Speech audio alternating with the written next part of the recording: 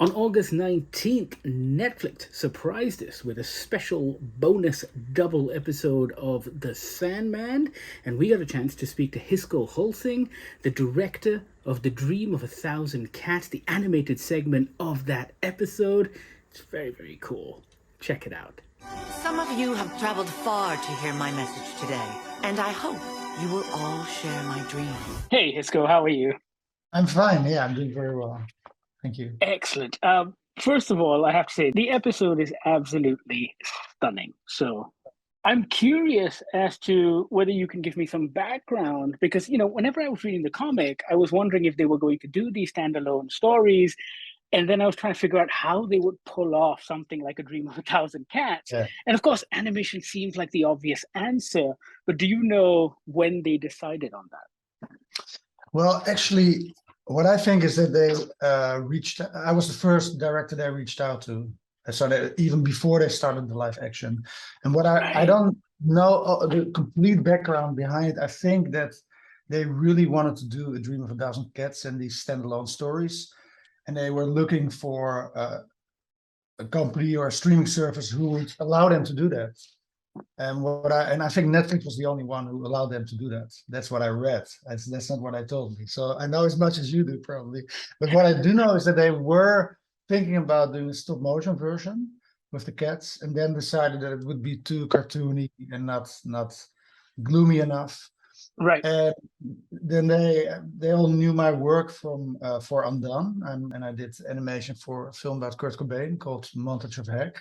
Yes. And what I realized that my style is all based on, as you can see behind me, there's like hundreds and hundreds of paintings here. It's based on oil paintings, painterly, dreamy quality. And at the same time, it's pretty realistic. So it feels realistic and dreamy at the same time. So I think when they saw that, they realized that it might be the best match for A Dream of a Thousand Cats. I was going to say, because watching it, it looked like you took a very similar approach to what you did with Undone. Like this idea of these oil painting backgrounds and then these animated cats that were so, like you could see every hair. It was beautiful. Yeah. Well, the thing was that they could have done it with CGI. They could have done like a whole animated world that feels real. But I don't know exactly why they didn't go for that. I think because it's probably might look a little bit cheap. I don't know exactly. They didn't tell me. I felt like this had real depth. Yeah, well, because of that contrast, right? Yeah. So the difference with Montage of Heck or Junkyard is that, or Undone, is that there's no way you can direct Thousand Cats. That's what it's all about, I mean, I directed a cat once for Montage of Heck, and it took me 2.5 days to get in, to walk a little bit and jump on a table, and he just didn't listen to me. So you didn't use any, I mean, obviously cats being cats, it would seem that they would be impossibly difficult to mocap. So you didn't use any mocap at all? No mocap at all. We found a studio in London called Untold, and some of their animators also worked on the remake of The Lion King, the live action right version. Yeah. And they are such good animators, incredible. And they animated all those cats in A Dream of a Thousand Cats. But then, of course, it's a 3D animated cat, so it looks too realistic, with fur and everything. So then in Amsterdam, at Submarine Studios here, we would rotoscope those cats and do the whole process again, like coloring them and shading them and using the shading from the 3D cats. That is an insane amount of work. It's an insane amount of work. And I was lucky because there was... I don't know the exact numbers of the budget, but I never had a budget this big. So we could go on until it was perfect in my opinion. So right now when I watch the episode, I have the feeling that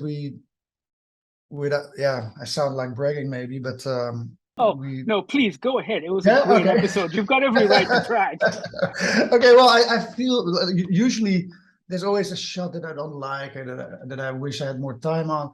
And right now I don't have that. It's just like, it feels like every shot is really good, and we went to great lengths to get it to the best quality.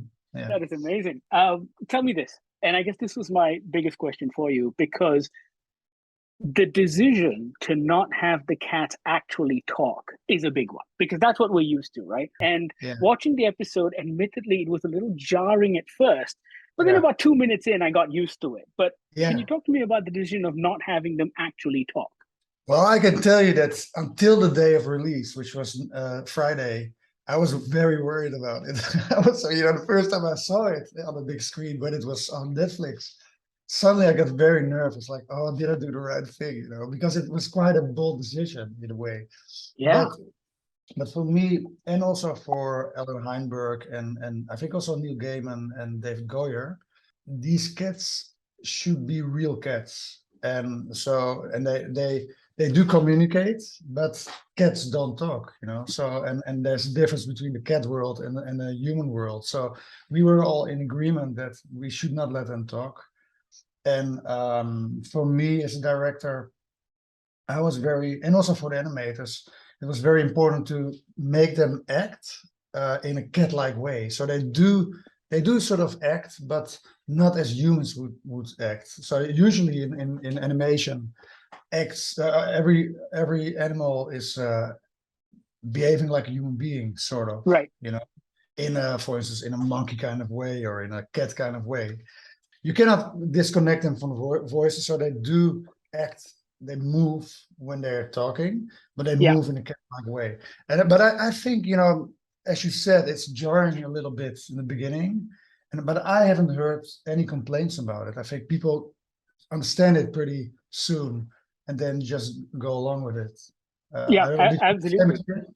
I know, Yeah, same experience, absolutely. I mean, honestly speaking, yes, it was a little jarring at first because I was yeah, like, I'm used to seeing cats move their lips when they yeah, talk. And then it occurs to me, cats don't talk. So it yeah. makes perfect sense. Yeah. Finally, you realize I know, that. right? Disney has indoctrinated my brain for decades. Yeah, That's the yeah, problem. exactly. Now we give you the truth, man. Exactly. Hey, don't Exactly. talk. Hey, tell me this. Like, my favorite moment in the comic book was obviously giant cats and naked human beings, which is also something that seems ridiculously hard to pull off. So, Yeah, how did you guys go about doing those? Because, yet again, they look seamless. yeah. We used the same technique as with Undone. So we filmed all those people, naked people in London. No way.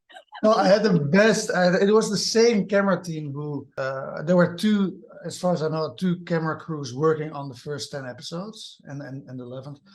And they were, when I started working with them, which was at the end of their whole shooting period. So they were like a well-oiled machine. They were like, it was so working so flawlessly. But the nice thing was I had my 50th birthday and I was directing 13 people and I didn't know anyone. And suddenly everybody started singing happy birthday to me. Somebody told them that it was my birthday. So I had a Wait, weird, yeah, Hisko, so you're telling me you were yeah, in a room with a green screen, a giant green screen or a blue yeah, screen, yeah, yeah, and yeah. just 15 naked people? Well, 13, no, 13 naked people, and then a Right. film crew of 50 people, and And somebody they had were told all us my birthday. pretending to scrub cats. Yes, exactly. So there we had Fantastic. like this. It's all make believe, So you give them the actors were sitting on pieces of fur and acting as if they were stroking a cat, and then later we composited on top of those 3D animated Beautiful. cats. Yeah, yeah, it works very well, I think. So tell me this.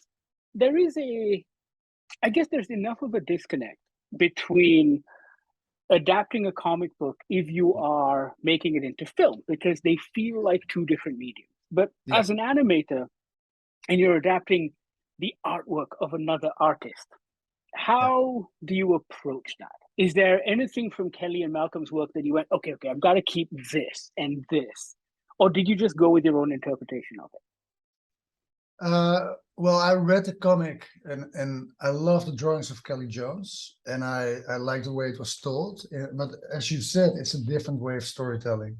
So in a comic, you have a little bit more freedom in where to place camera because you have all these text blocks Yeah, next to it. Then you have different formats of the frame, like you can have a very vertical frame. For instance, the moment that the cat walks through the snowy mountains, it's a vertical picture. I cannot use that. And the other thing which is important is that I have my own way of telling stories visually. So what I always do, I read the script, and then I have this piece of paper, and I put the script on the left side, and then on the right side I draw all these little rough sketches, thumbnails, because Yeah. I just, when I read it, I immediately know how I want to film it, where I want the camera to be. And then with those thumbnails, I brief the storyboarders, and from then we build up that whole system. But the other thing that helped tremendously is that Neil Gaiman, 30 years ago or something, he wrote down notes for Kelly Jones. So I had those too. Right. I had all the directions from Neil Gaiman that he gave to Kelly Jones, and I just interpret them differently because I do it in my way. Kelly Jones is very graphical, and so he has, in my style, it has to be more cinematic, you know. So I just read it, and then I storyboard it, and we go really from the script. Yeah. Oh, that's wonderful. I think what's amazing about these standalone stories, whether it's Calliope or A Dream of a Thousand Cats, is they're incredibly relevant in 2022. And they carry the same weight of meaning. And it's interesting that when we read it, I think I first read Sandman when I was 14 years old. And when I kept rereading these things throughout different parts of my life, I would gain, I guess, different meanings based on what was going around in the world. And I was curious as to you reading A Dream of a Thousand Cats and what you thought the story kind of spoke to in 2022 as you were animating this and making this movie. I don't know. I had many ideas, and it's like 1.5 years ago that they approached me, so I might have forgotten a lot of those ideas. But one of them was that I think what changed in the world is that, like nowadays, everybody on internet has the feeling that they can reach 1,000 people on Facebook or social media. So they feel this sense of power. Like if I just give my opinion, maybe I can change the world, you know, maybe. Yeah. And that's what it's about. And in A Dream of a Thousand Cats, it's a prophet. Or, well, it's a cat, but I mean, a kind of a it's a cat prophet. Yeah. The cat prophet. So, yeah, maybe in the comic was made, it probably resonated in a different way. I think people now have this feeling like, oh, we're all part of this. We should change the world, and we can. And unfortunately, it's not so easy because we're a little bit like cats also. Yeah.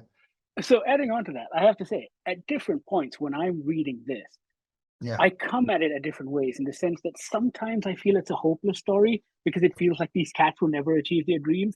And at other points I think, it's a hopeful story because you just got to keep dreaming that dream. Where do you stand? Yeah, I agree with you. Yeah, I agree with you, but it is sort of, that's a hard question. In what way do you think it's hopeful, Kelly? I think it's hopeful because, you know, this prophet's going, it's only 1,000 cats, even if 1,000 of you can dream the dream.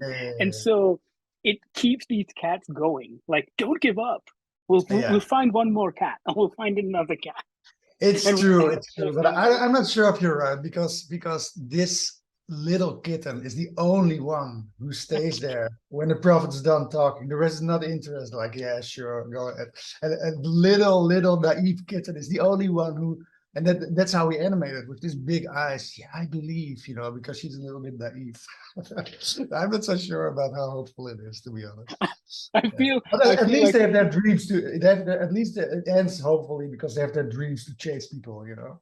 I was going to say, I feel like we're both very politically jaded. I think this is the problem. Yeah, I think so too. Yeah. Hisko, I think I'm all out of time, but it's been an absolute pleasure speaking to you. And congratulations on the work, man. Thank you so much, man. It's so good. And Undone is amazing too. Yeah, you like it? Oh, I loved it. Yeah, and I'm a huge fan of Kurt Cobain, which is why I've seen it as well. So wow, you really know our it's work. all good stuff. Yeah. So I just want to add one little thing, because sometimes when I reread my interviews, I forget to mention the studios. Yeah, it's very important because there were 150 people working on it, and sometimes it's just as if I did all the work. So it's in the Netherlands, it's Submarine Studio. Yep. In London, it's the Untold Studio, and then there was the live action crew from Essex. So I just want to mention that. Beautiful. Okay. Thank you so much. Thank you. Thank you. I am here. And who are you?